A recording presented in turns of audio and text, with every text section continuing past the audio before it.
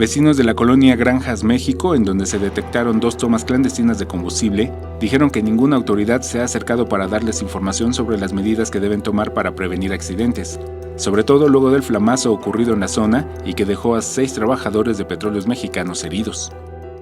Como ciudadanos sabemos que estamos en una bomba, ¿no? Estamos todos latentes de una tragedia que esperemos en Dios que no.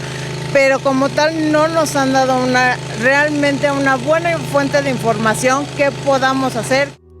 Personal de Protección Civil de la Alcaldía Iztacalco repartió este sábado fotocopias con un mensaje sobre el cierre de la calle Añil.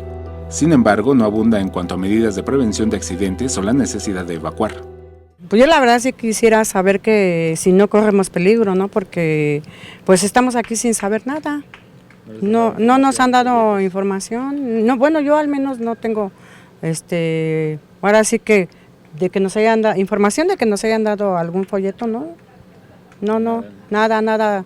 Entonces, pues esa es la incógnita, ¿no? De que está uno,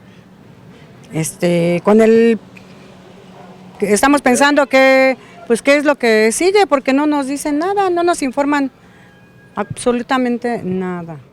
Hasta el momento, las alcantarillas aún lucen con espuma para evitar riesgos de explosión, aunque los vecinos aún hablan del fuerte olor a combustible.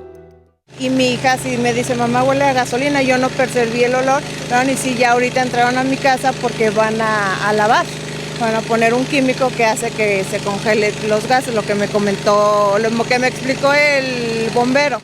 En cuanto al estado de salud de los trabajadores lesionados tras el flamazo, Pemex reportó a través de su cuenta de Twitter que el personal se encuentra estable y sin daños internos. Imágenes, Joel Arias, información y voz, Alberto Álvarez Santana, 21 Noticias.